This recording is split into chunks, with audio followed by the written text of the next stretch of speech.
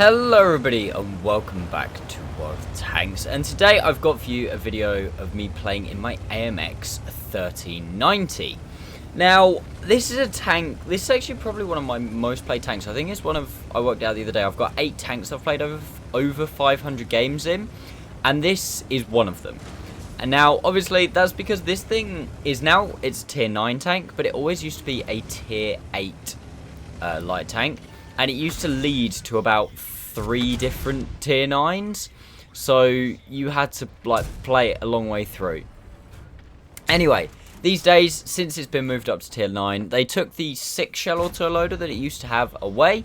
They've given it a 4 shell autoloader, obviously boosted a bit of its mobility, everything like that.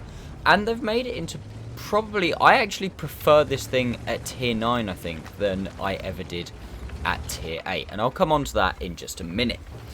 First things first, we are on Cliff. I'm platooned up with Oddball from Meme and Zhao because I am trying to 3-mark the tank. As you can see in my 3-mark mod, when I did this game, I don't know if it was, if that's like counts as before the game started or when the game finished, I'm not really sure, but I was at around about 93%. And if you've seen any of my streams the last couple of weeks,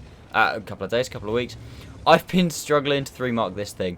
I keep bouncing between about 92% and about 94%, and I just cannot get it over the line. I've had it up to 94.5, and I just can't quite get this thing over the line, get it across, get it 3-marked, and then I can be done with this. Not that I want to be done with it, because like I said, I actually really do enjoy this tank since it's been given a 4-shell autoloader.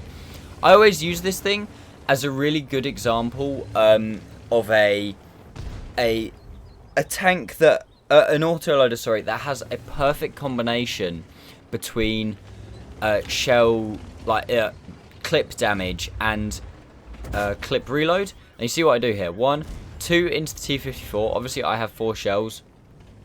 I act like, you know, I'm still loaded. He still thinks I have 2 shells. I'm now reloading. So, because, like I said, the clip potential, the clip reload is quite good. It's only around 20 seconds. You can actually catch people off guard. Like, he probably still thinks I have two shells. So he probably thinks, worst comes to worst, I take 2, and then I don't die. I'm now fully loaded. I can now basically go for this guy. I take 1 from him, and just decide 2.2 seconds between shells on this thing. We get a fire on him. I put a third one in to finish him off just in case. Aim up and boom. Take the head of a WZ-111-14 as well, which is quite nice. Picks up a kill there. And that was a very nice clip. Got 2 tier 9 tanks taken out the game. All is well.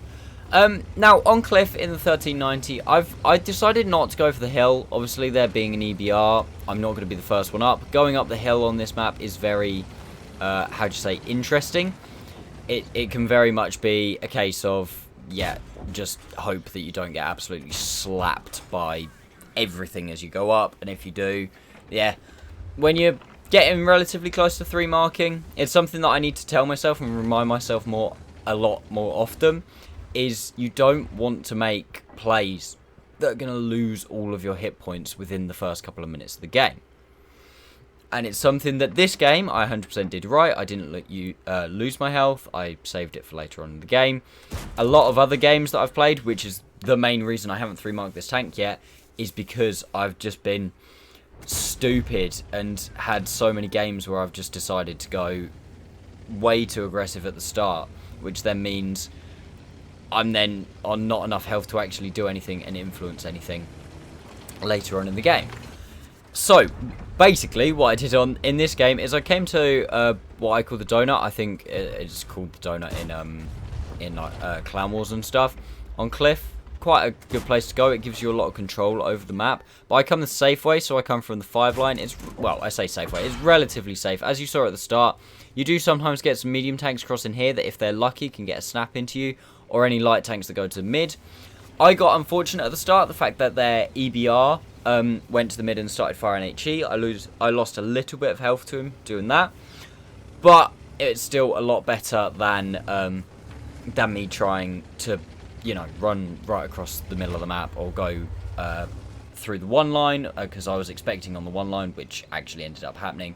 I expected there to be the 4005, which there was a 4005. Again, I've had a good game at this point, and I just said to Oddball, I was just like, look, I'm just going to go ham, try and see if I can find myself this STRV. He's been unspotted all game. More than likely, he's still on full health, if not maybe 1 or maybe 2 blind shots, because he's in a relatively obvious place. Spot him up, and then I'm just going to go for the damage. It's not like I can really be shot at by anything else, and you may as well try and get the damage, because you're not guaranteed. You don't know, someone else could have caught a glimpse of him. There's no point in sitting there and waiting for all of the assisted. So we put, what was that, 3? Yeah, 3 into the STRV, and we get, no, sorry, 2. 2 into the STRV, and we get about 650 spotting on him as well. And I thought that's pretty much all she wrote for this game, but the 705 and the 628 have actually still got a little bit of health.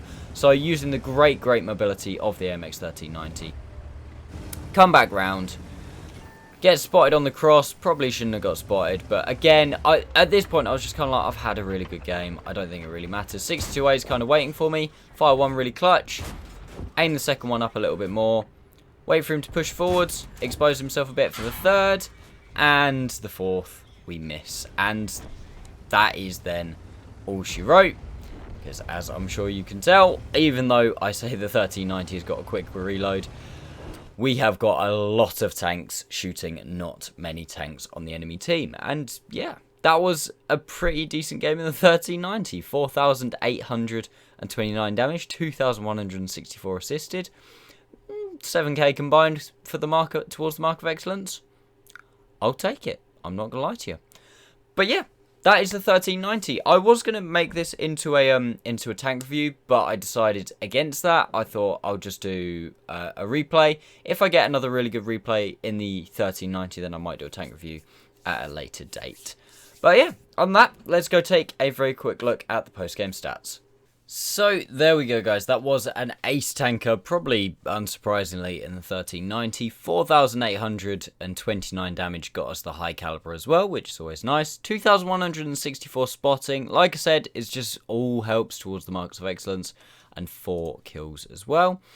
Finished top on our team on damage, which considering it's a tier 10 game with things like a TVP, 4005, 705A, another 4005 in the game. That's actually quite impressive. I'm quite proud of myself with that.